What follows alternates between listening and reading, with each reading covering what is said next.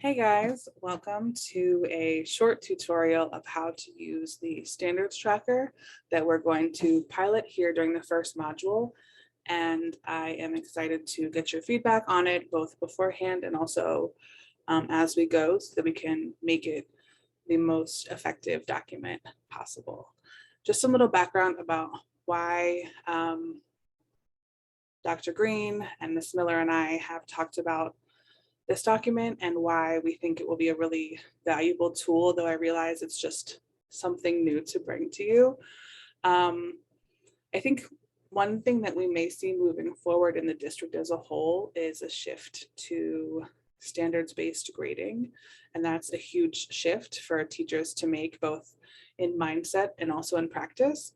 And we have a lot on our plates already. So we wanted to kind of dip our toes in the water and get some experience with standards-based grading as a practice, because the research, shows that it is more equitable and also really allows you as the teacher to kind of streamline your grading so that the things that you are spending time putting into a grade book and the data that you're looking at is the most valuable data and the most relevant data so that you can make real-time decisions about what sort of additional supports or additional instruction different individual students, student groups, or a whole class might need.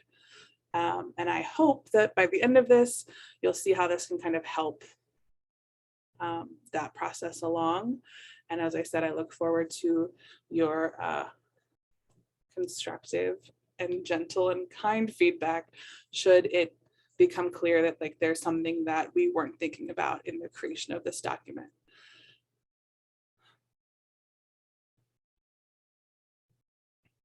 So what you'll see on the screen is just one example. It is for grade 1, module 1, but you'll see when you receive your individual links that they all look very similar. So hopefully by the time you're watching this, I have finished creating the other ones. I've also gotten the help of some other literacy coaches at other schools, both in our CLN and in other ones, to help create these documents. So hopefully you can kind of pause and follow along within your own document if that's something that you want to do. But even if you don't have your own personal version yet, I still think that you guys are super smart, and I tried to make it as straightforward and easy to use as possible. So when you get your document, it'll look like this. I chose these colors because I'm corny and I'm under the impression that they are the Waverly School colors. And if you scroll to the bottom, you will see some quick access links. And these are things that once you get into the swing of the module, you may find it helpful to use just if you're finished teaching lesson 8, instead of trying to remember that it was RL13, you could just click on lesson 8 and it would take you directly to the tab within this Google Sheet where you would input the score for the activity or the new reader or whatever, where students were assessed on that focus standard. If you look down here at the bottom, this is where you can see, I'll try to make it a little bit bigger. This is where you can see all of the different tabs of the Google Sheet. You may not be super familiar with Google Sheets, but you can just kind of scroll through and see each of these, and each of these acts kind of like a divider within a notebook. So click on roster next.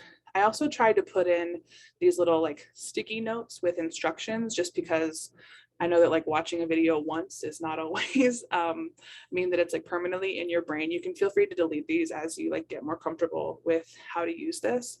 But you on this first page here where it says roster, this is just, as you see, where you'll input your class roster. You can just copy and paste this from the attendance system that Baltimore City Schools uses.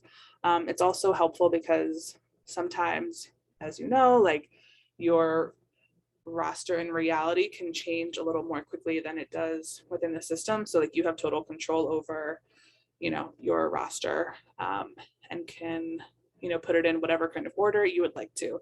It is, valuable to put it in because you will need to copy and paste it to put into other sections. So the next tab here, it says sample with explanation. This is just a sample tab for one of the focus standards. And as you can also see here, sorry, there for first grade for module 1, there's 1, 2, 3, 4, 5 focus standards. These are the reading informational text and reading literature text that Wit and Wisdom has identified as the focus standards for module 1. So those are the focus standards that this tracker will focus on monitoring like students' progress towards mastery of. As the district comes up with new foci, or as our CLN does, or maybe on a school or an individual basis, you might end up like wanting to add more focus standards in, but what you'll be provided is a pre-made standards tracker that has the focus standards for RI and RL for your module 1. So this is a sample. It looks like a lot, but I'm going to walk you through step by step. So again, you'll just like copy and paste for each of your standards, copy and paste your roster here within the first column, pretty straightforward.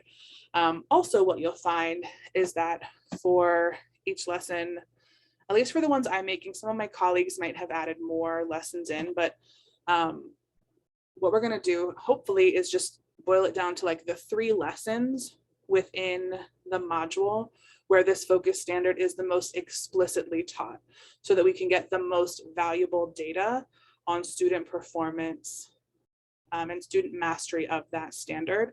Those are indicated here in this kind of, I don't know, light pink color. And then in blue, I have the lesson where that anchor standard or that focus standard is assessed. So as you know, this is for RL 1.1. It's taught explicitly and clearly in lessons 1, 17, and 19, and it's very clearly assessed. It's like one of the main components of an assessment in lesson 7. So what you'll do is you'll, teach lesson 1, and then whatever the activity is that students did that it, corresponds with this focus standard RL 1.1, you'll grade it as indicated within the Wit and Wisdom curriculum with whatever, provided rubric coincides with that activity or that lesson. And then you will scroll down here to this little rubric. You'll see that there are some blank spaces because if a student submitted it, even if they got a 0%, we're going to give them a 1. If they got anywhere from a 1 to a 39%, because that like indicates to you and also to parents, should this need to be brought up during a parent conference or an IEP meeting or whatever, there is a difference between submitting it and getting it all wrong and not having been in attendance or not having submitted anything. So it is good data to gather the difference between absent and submitted with a 0. So if a student scored between 0 and 39, you'll put in a 1. If they score a 40 to 59, they'll get a 2. Anywhere between a 60 and a 79, which is approaching, our definition of mastery in the district, they'll get a 3. But between 80 and 89, student is doing great. They've mastered it, above an 80, but still not perfect. We'll give them a 4. And then for our students who we know are, gifted and are able to really achieve, at 90% and above, we'll give them a 5. As you'll see, let me find a blank one here. So if I type in, let's just say I type in, okay, the student got a 3, it'll automatically, don't show this again for 5 minutes. This will come up in a second. It'll automatically change the color to correspond with whatever score you input. And as you also may notice within this last column here, this mastery column, when you update student scores, it automatically updates the average score that the student, the average score, like to demonstrate their mastery on the standard overall within that rightmost column. So this is just, we created this just with the understanding that different activities within different lessons are going to have different grading schemes and different rubrics. And we wanted to kind of make this as like streamlined as possible. There may be times when this like is not as clear and doesn't make as much sense. And again, like you guys are the experts, you guys are the people who are actually doing this. So if there's a time when you're like, oh, like, actually in lesson 19, the outcome doesn't really fit into this rubric, I encourage you to like reach out to me and let me know that, not only so that like we can talk about what makes sense in order to help track student performance on that specific activity, but also so that I can share your finding with other people, because you guys are the experts on this and you guys are the ones who are teaching it. So I really value and appreciate your feedback.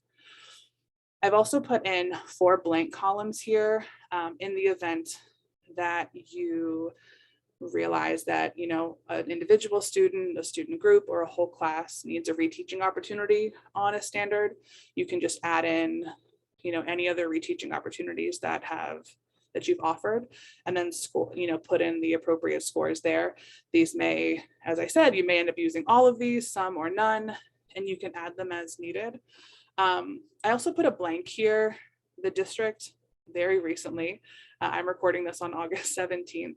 The district has recently released their scope and sequence, but I wanted to leave these blank just to acknowledge the fact that not only will these lessons maybe fall on dates that are dissimilar from the scope and sequence, but especially with these reteach dates, those are going to vary based on student need as you see it, based on the data that you're collecting and inputting into these trackers.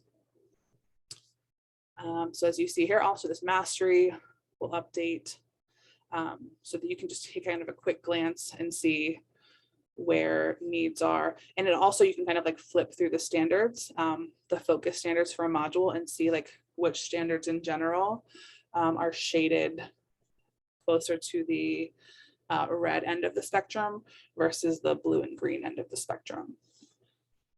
So this is a sample of what one would look like in use. These are the blank ones, just like waiting for, you know, a teacher to input their student name and then begin recording the scores on the relevant assignments. But you'll see even within these, like if I type a 1, 2, 3, 4, 5, it's automatically going to populate those colors for you.